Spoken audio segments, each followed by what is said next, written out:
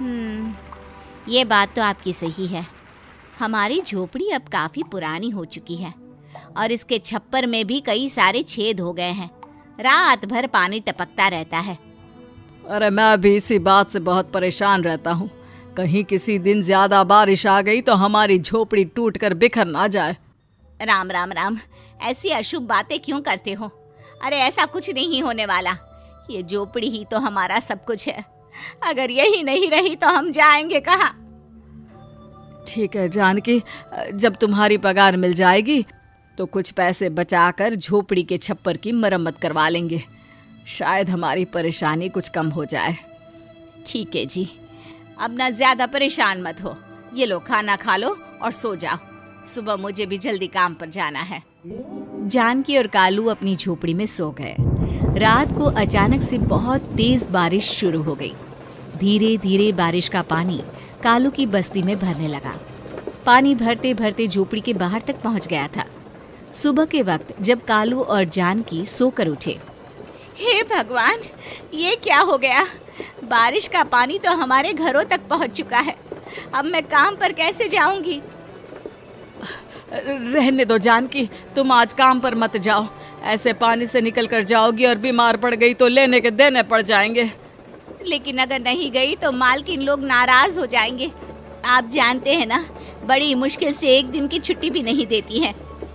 अरे लेकिन जानकी, झोपड़ी के बाहर तो पूरी बस्ती में पानी भरा है, तुम जाओगी कैसे? जानकी जैसे तैसे करके काम पर चली जाती है। लेकिन अगले दिन फिर से बहुत ज्यादा बारिश होती है और बस्ती में ज्यादा पानी भर जाता है।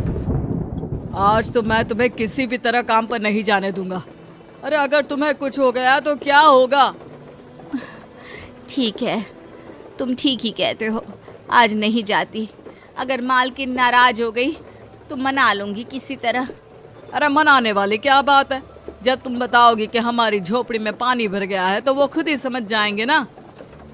अगले 2 दिन तक तेज बारिश होने की वजह से जानकी, कालू और आसपास की बस्ती में रहने वाले सभी लोगों के घरों में पानी भर जाता है, जिसकी वजह से जानकी काम पर नहीं जा पाती।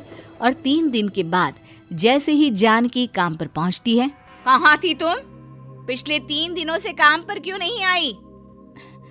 मैम साहब, क्या बताऊं, इतनी ज्यादा बारिश हो रही थी, हमारी पूरी बस्ती में पानी भर गया है और उससे भी ज्यादा तो मेरी झोपड़ी के अंदर पानी भर गया। आप ही बताइए कैसे आती मैं? इसका मतलब ये हुआ कि बारिश होगी तो तुम काम पर नहीं आओगी? ना ना, मेरे कहने का ये मतलब नहीं था मैम साहब। तुम जानती भी हो 3 दिन से कितनी परेशानी हो रही है मुझे। सारा काम मुझे खुद करना पड़ा। माफ कर दीजिए मालकिन जी, पर मैं क्या करती, आने के लिए रास्ता ही नहीं था। सब जगह पानी भरा हुआ था। बहाने तो तुझे बहुत बनाने आते हैं। जानकी देख, अगर अगली बार ऐसा किया ना तो फिर काम से हमेशा के लिए छुट्टी। अरे ना ना मालकिन, ऐसा मत कीजिए। बारिश की वजह से मेरे पति की मजदूरी भी छूट गई है। बड़ी मुश्किल से घर में 2 वक्त खाने की रोटी का जुगाड़ हो पाता है। आप मुझे काम से निकाल देंगे तो हम क्या खाएंगे? अगर इतनी ही चिंता है तो फिर रोजाना काम पर आया करो। चलो अब जल्दी से जाकर घर का सारा काम करो। बारिश रुकने का नाम ही नहीं ले रही थी। पूरे शहर में बाढ़ जैसे हालात बन गए थे। लेकिन नौकरी जाने के डर से जानकी किसी तरह रोज काम पर जाती थी।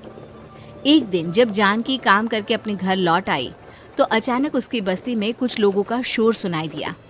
अरे लगता है बाहर कुछ हुआ है, मैं जाकर देखता हूँ। हाँ हाँ, पता तो कीजिए, ये बस्ती में लोग इतना शोर क्यों कर रहे हैं? बाहर जाकर कालू ने एक आदमी से पूछा, अरे क्या हुआ भाई, इतना शोर क्यों मचा रहा है?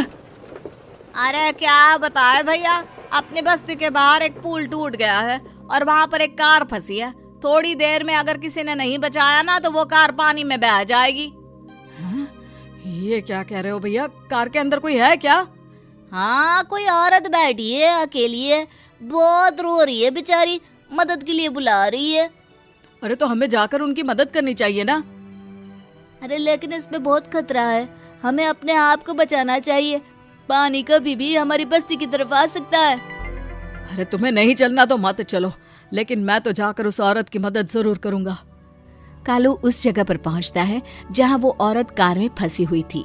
वहां पर पानी का बहाव बहुत तेज था और सारा पानी कालू की बस्ती की तरफ ही आ रहा था। कालू ने एक बड़ी सी रस्सी को पेड़ से बांध दिया और दूसरे सिरे को कार की तरफ फेंक दिया और उस औरत को रस्सी के सहारे बाहर आने के लिए कहा। तभी वहां जानकी भी दौड़ती हुई आई। अरे ये तो मेरी मालकिन है जिनके यहाँ मैं काम करने जाती हूँ। और मैडम जी, आप डरिएगा मत, आपको कुछ नहीं होगा। आपकी गाड़ी को भी मैंने रस्सी से बांध दिया है।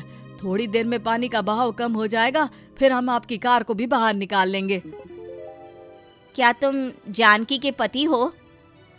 हाँ हाँ, जानकी मेरी ही पत्नी है, आपके यहाँ काम करती है ना। लेकिन मेम साहब, आप यहाँ पानी में कैसे फंस गई?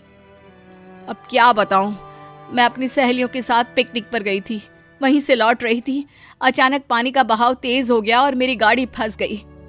अरे कोई बात नहीं मालकिन, अब ना आप बिल्कुल सुरक्षित हैं। मैं तो बहुत बुरी तरह डर गई थी, कब से मदद के लिए